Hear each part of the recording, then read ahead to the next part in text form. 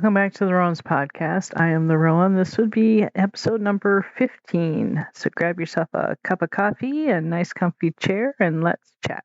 I myself am eating some nice cold ice cream, vanilla ice cream, because I am in a mood today. And I wanted to I decided since I was in a mood today that we would delve into the world of emotions and how they affect us ADHDers and ADHDers and how it can affect just our daily lives or our relationships. So here we go. For us with ADHD, our emotions are one of the biggest traits is that we are highly dysregulated with our emotions. We have a really hard time regulating them.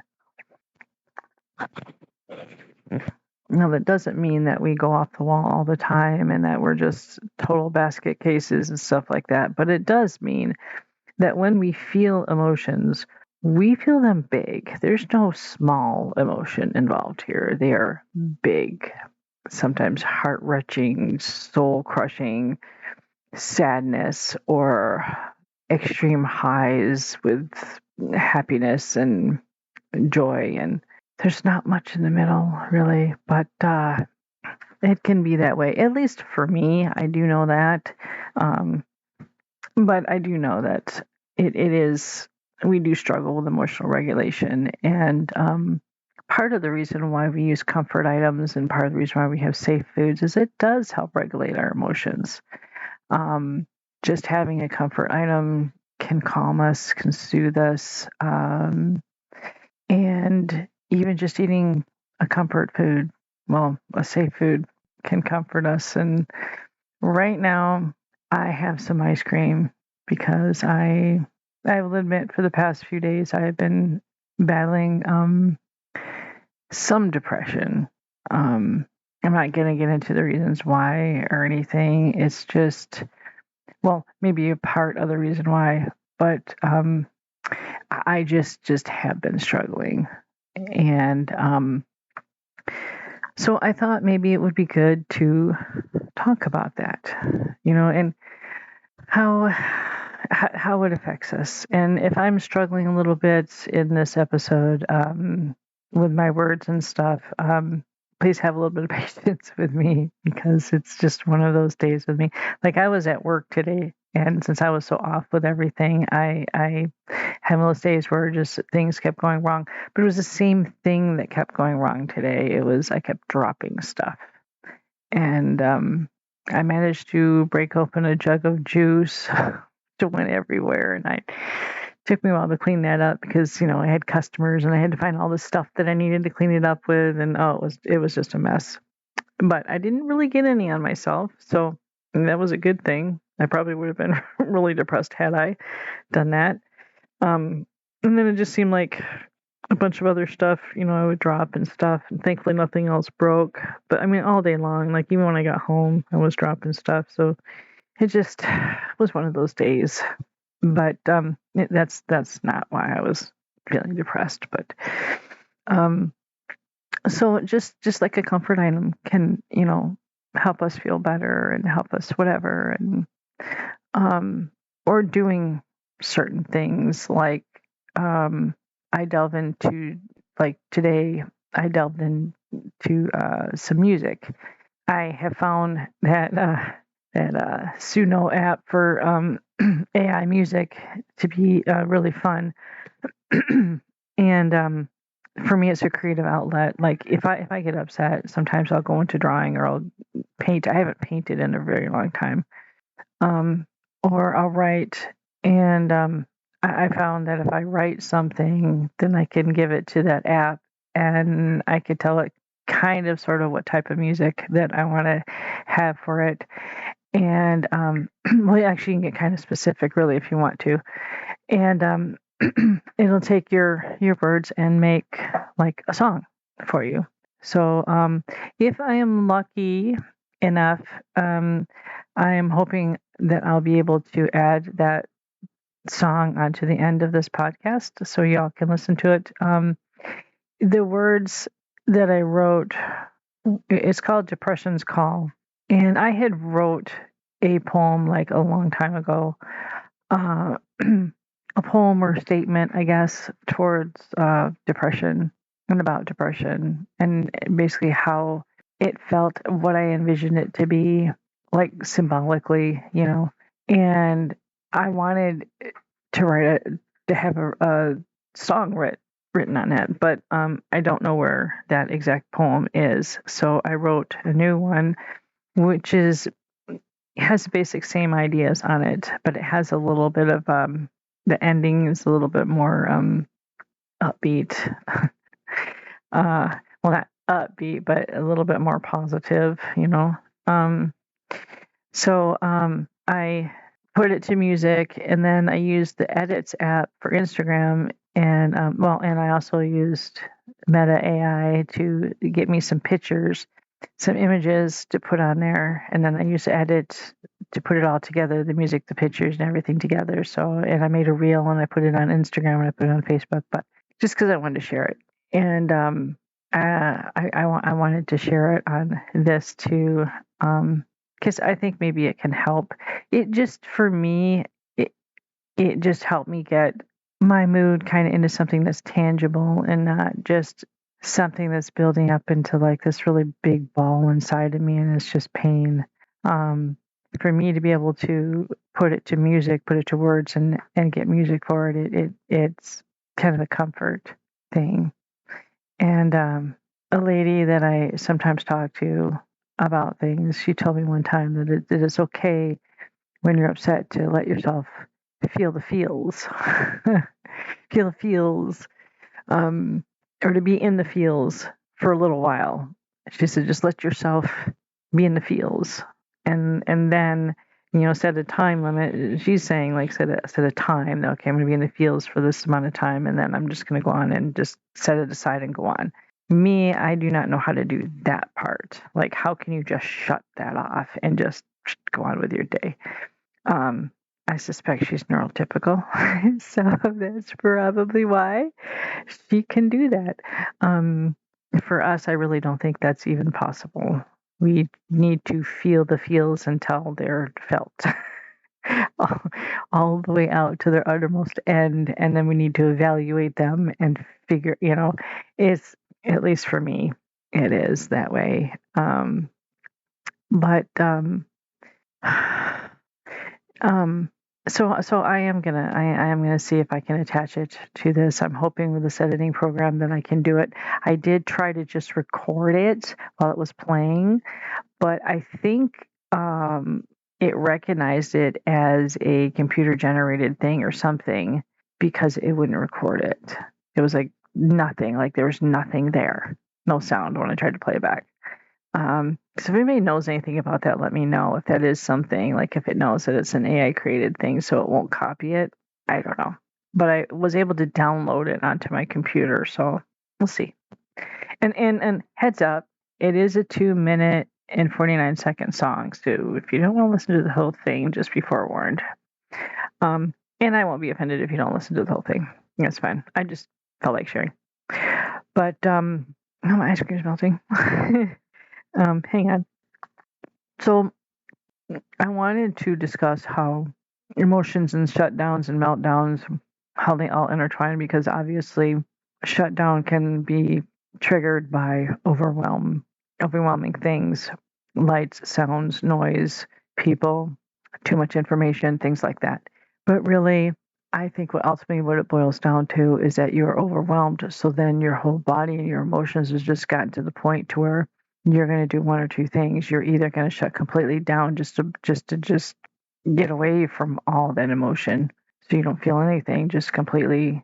I'm not going to say you don't feel anything because it's not exactly true, but you kind of wall off a part of yourself.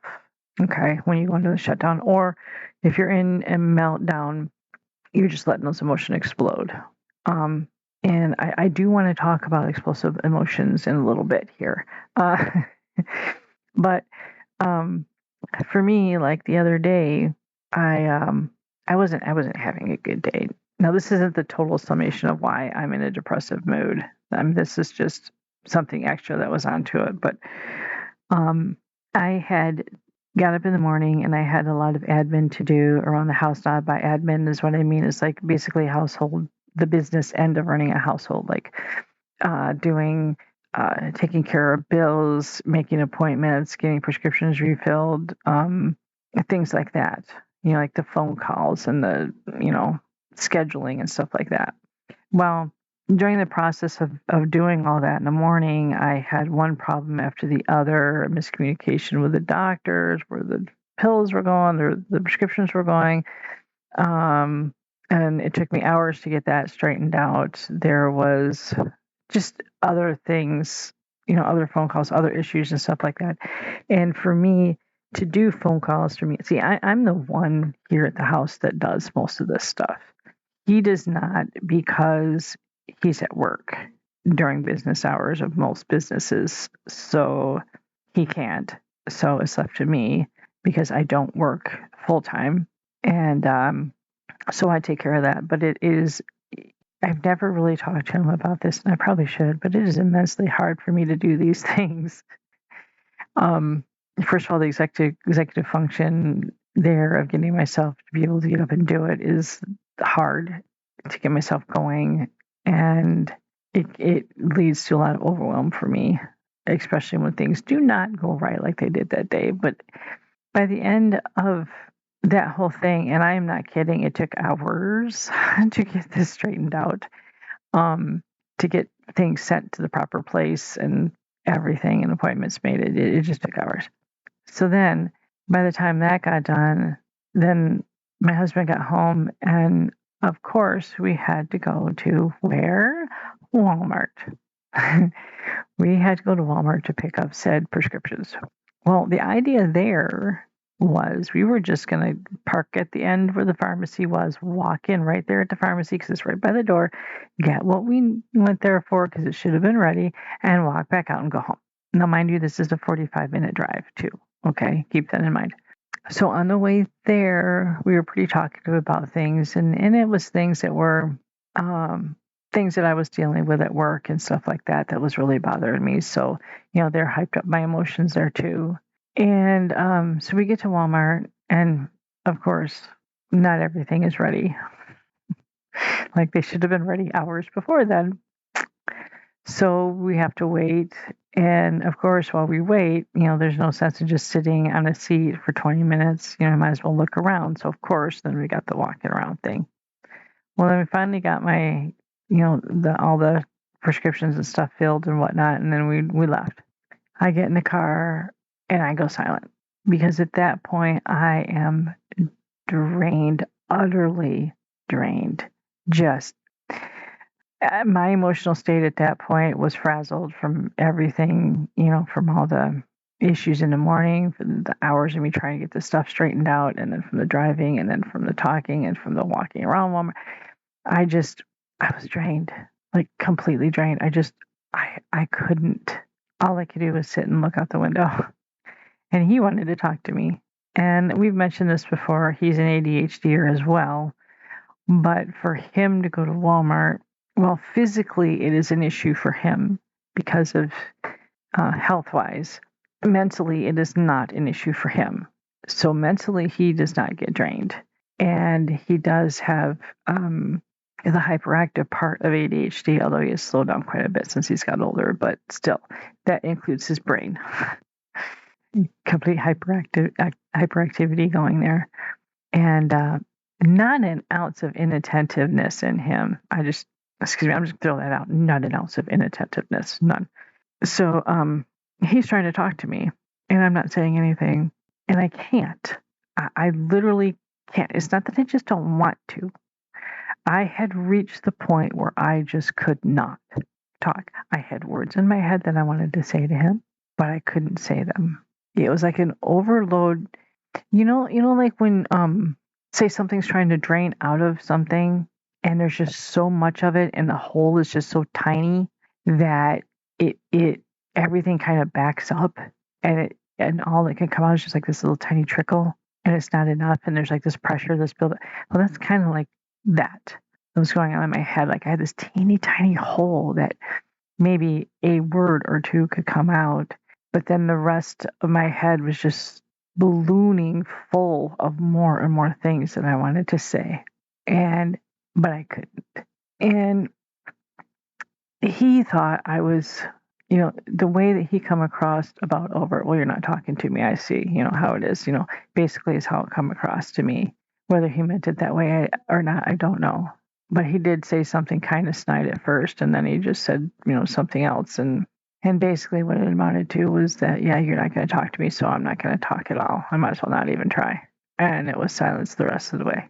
And then I'm feeling rejected, misunderstood, you know, and I did at one point was able to say to him, hey, I had a really bad morning trying to deal with all this stuff and it wasn't working right.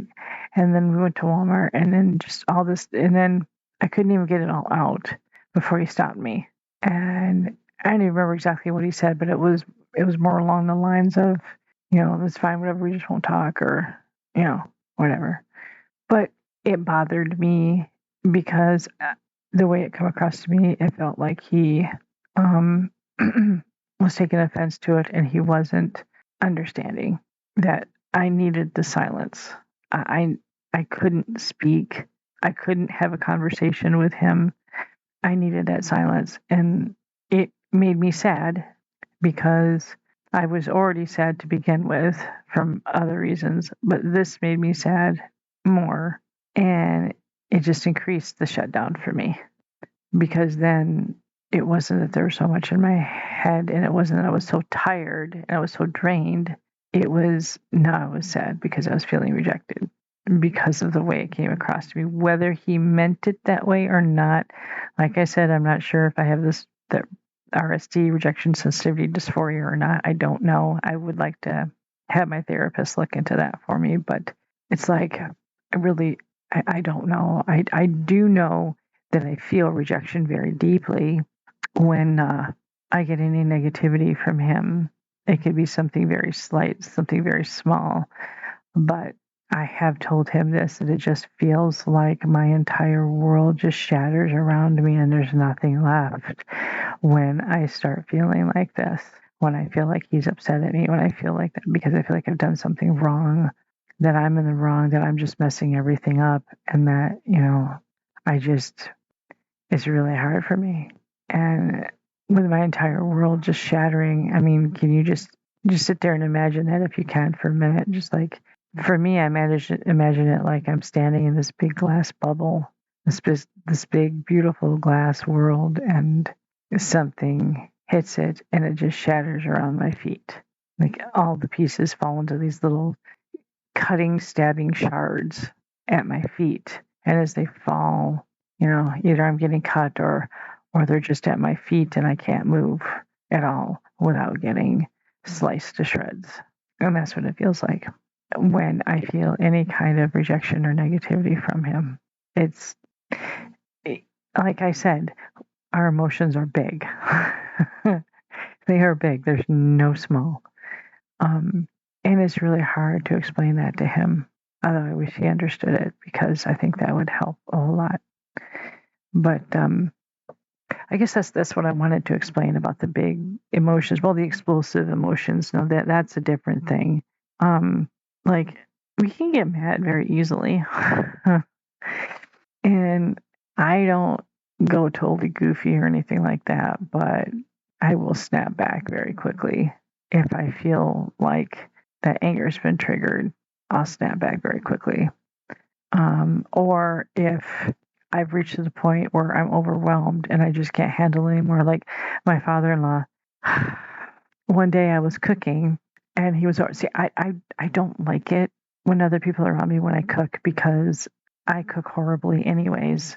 And I don't want to feel like I'm being judged for how badly I'm cooking. And so I don't like people around looking at me, watching me, because I'm already nervous as it is. Well, my father-in-law was over and I was cooking and he was in the kitchen and he was giving me advice, and he meant very well. He wasn't being mean at all. He was being kind, and he was, he meant very well. And it was more like advice like, you should cook it until it's done. Well, how do I know it's done? Well, when it's done. Me, I'm the type of person, if I cook, I have to follow directions. I have to have the recipe. I have to follow it to the letter, although I have learned how to deviate from it. But at first, it was always, I have to go exactly to the minute measurement, to the exact minute that these things tell you to do. And, for him to tell me that even confused me some more. And then I was doing it one way and he wanted me to do it another way, and because he thought it would be easier. And it just was like everything was piling on me. I wasn't getting concrete, clear answers that I needed. He wanted me to do it a different way than what I'm normally used to doing. I mean, it was just little things like that. And he was not at all trying to be mean or anything like that. But to me, it was just so much. So much. And I exploded at him. I did. I have never once yelled at my father-in-law until that day. And that was about 9 months ago, maybe. And, well, he was kind of in a little bit of shock. Because I would never, under any normal circumstances, would I yell at that man ever. But I did. Because I had gotten to the point of overwhelm. It was overwhelming to hear all these different things when I was trying to do it the one way. And, despite the fact I knew he was just trying to help, but it didn't feel like it at the time. At the time, it felt like he was just overwhelming me. So that's what I mean by explosive, like could just yell because, and I know I've crabbed at people if I've had a lot of overwhelm, like my clothes could be uncomfortable and someone needs me to do this while someone else is talking to me about that. But then I remember I have this other thing I got to do and I'm late on it. And plus, the kids are like, hey, I need to do this. And that. I mean, just like everything, like it's all at once, pile all at once. Then I might lose my temper too. If you add one more thing onto that pile, I would just like, oh no, that's it. So that's what I mean by that. But going back to, I'm sorry, I'm just popping around and I got off track. Going back to that shutdown, by the time we got home, I was super sad, super feeling rejected. Everyone went their different places in the house, and I stayed in the kitchen, and I just started crying. I just started crying because I had reached the point where I was overwhelmed. I was in a shutdown. I couldn't say anything. I couldn't ask for help. I knew I needed help to get through it, but I couldn't ask for it. For many reasons, I just didn't feel like because I was feeling rejected, so I didn't feel like I would get the help even if I did ask for it. And I didn't really have the words and what to say. And then, like I said, that it felt like everything was just like trying to get through this little tiny hole that, it couldn't get through. So I just sat there and cried. And in some ways it was a good thing because it was a release of some of that, but yeah, I don't know what's better, crying or yelling. And it's not that I yell all the time. And it's not that I cry all the time. I'm just explaining when we get these big emotions, how they can swing, and they can be vastly misunderstood by our partners. Like he misunderstood, thought my meltdown or shutdown was, stumping him. And if I tend to get into an argument or tend to explode over like a little minute thing, it's just because of overwhelm. And I wish he would understand it, because if I'm overwhelmed, I don't need to fight anymore, because, as anyone would do, he would fight back, argue back. Most people would do that. So he's not really doing anything out of the ordinary, but I wish he would see that cue and be like, oh, she's having a meltdown. Let's help regulate her, because that's what I need at that point. I need regulations. My emotions are so dysregulated that they need to be put back into sync. They need to really be. I need help at those points. It's nothing that I can control. It's not. It's my brain's wiring, and I'm not using it as an excuse to lean on it. Oh, I have this disability, so you got to let me do A, B, and C. No, but it's the reason why this is done, and the reason why I need help. it's not an excuse for it. I'm not saying, hey, let me be a little butthead, yell and scream at you. No, I am yelling because I need help. And a lot of times I don't understand that that's what's going on. I don't understand till later on that, hey, I had a meltdown. That's what that was. I can recognize a shutdown very easily, of course. But if I'm in the moment of being in a meltdown where I'm really super upset, and I'll get on a one-track mind. Like, I will have one specific thought in my head, and you cannot shake me from that thought. Nope. When my husband was on as a guest, and he had said something about it was not fun pushing somebody to their breaking point. It's not a good thing, just to help them. Yeah. Sometimes that has to be done. Like my son Buddy, when he was younger, his therapist told us that you have to push him to the point of tears. Get him upset. Like when he gets into that meltdown, get him upset to that point. Because she said once he starts crying, you will have broken through that. And when he calms down, you will be able to talk to him. And it worked like a charm every single time. And we weren't being mean to him. It was not like we were being mean purposely to get him to cry.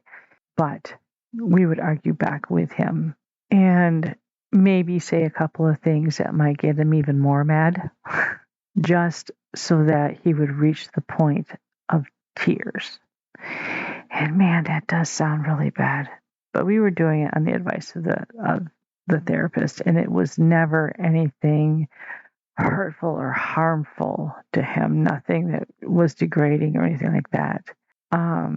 But had to get to that point where he would cry, get him angry enough, and then he would break and he would cry. And then we could sit down with him and have a meaningful one-on-one or couple parents in one, talk. And we would actually get some really good work done at that point because he would be with it. He would be out of that 5-year-old, 6-year-old mentality. He would have snapped back into his proper age, and he would be listening, and he would learn. And we would learn from him too, because at that point, he would be able to function enough to where he, all those emotions were drained, and all that was left was his brain being able to focus and be able to speak to us and tell us. So then we got to, it was meaningful. It was good. And man, I know it doesn't sound good. He's 20 some years old right now. So, but it doesn't sound good. It sounds like we did something horrible, but we didn't. We did it on the advice of our therapist, and we did it in the proper manner. If such a thing can be said as proper. I know it probably won't set well with a lot of you, but my husband has learned to do that with me. It's something he started recently, and it is not fun for either of us. But once I reach that point, then he can break that, because I will have a one-track mind. I am not kidding you. Yeah, I just, it's like, it's this thing.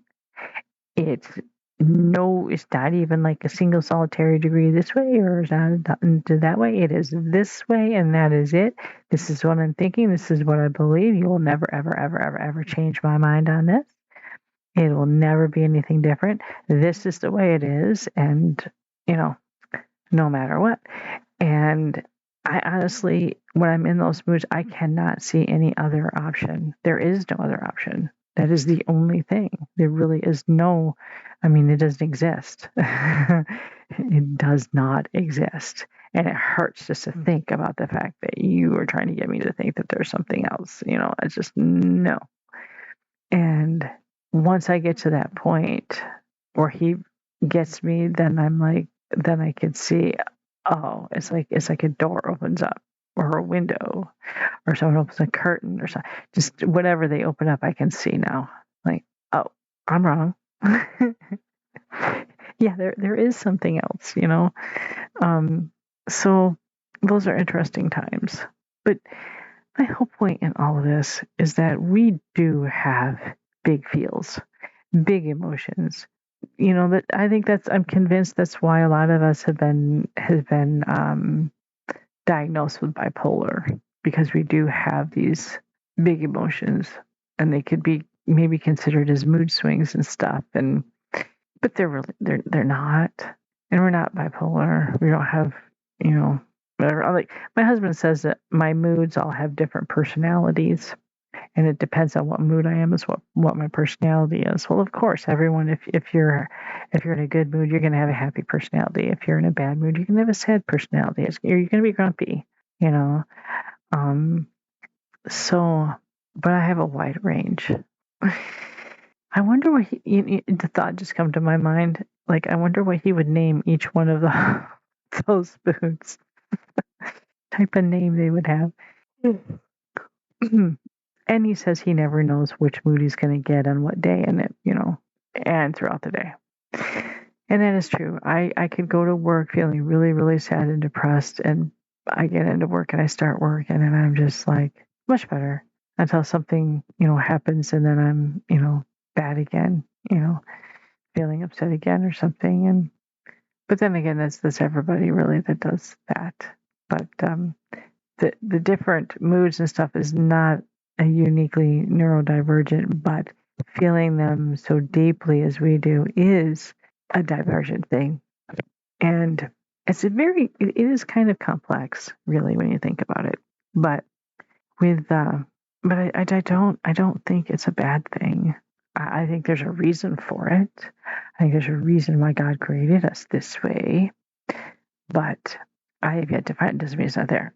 But there's got to be a reason. I mean, maybe because we feel things so intensely, maybe we're good for other people to talk to. Good for us to understand, how other people are feeling and thinking. And I don't know.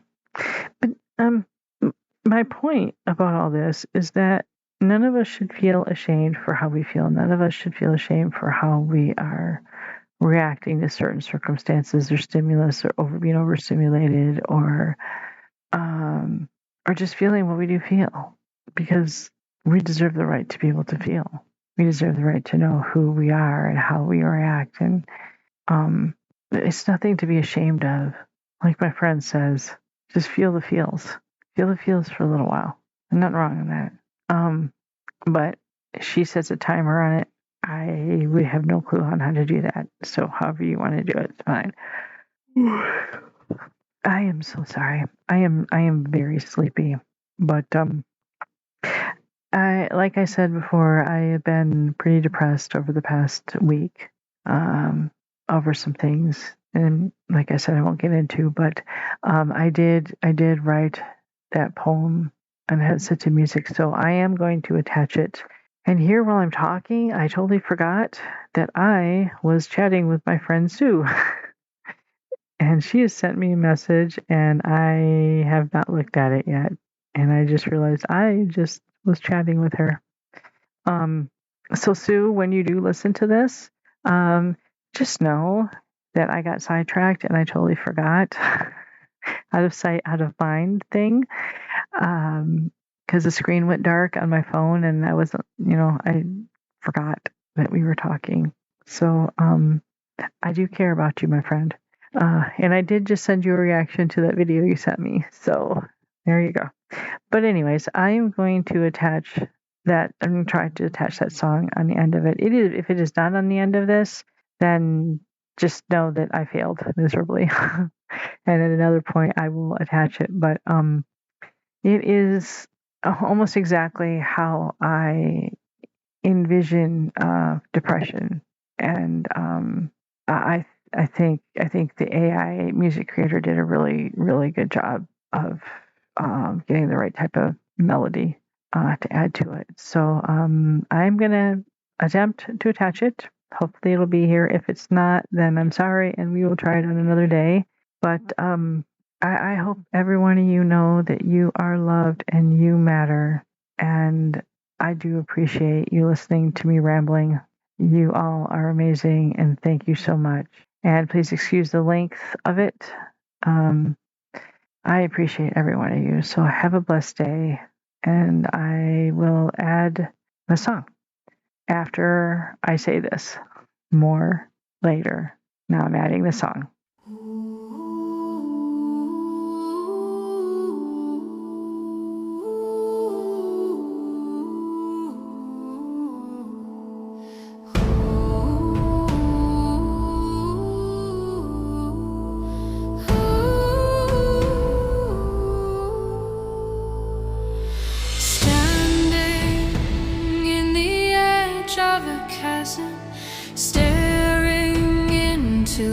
total darkness within.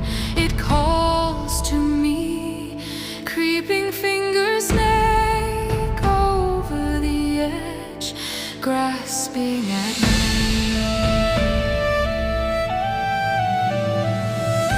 Trying to close over my heart, the chasm calls, but I've been to that edge before. I've heard that sirens call. I fought you before you almost destroyed me, but I grasped onto a thread. I anchored that single strand to hope, desperation lending me strength. I pull myself free from your icy fingers. No more, never again. I cry.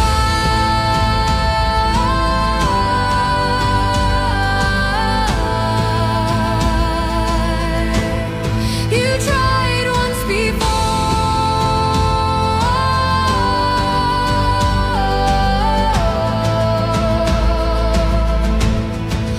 whispering promises of sanctuary.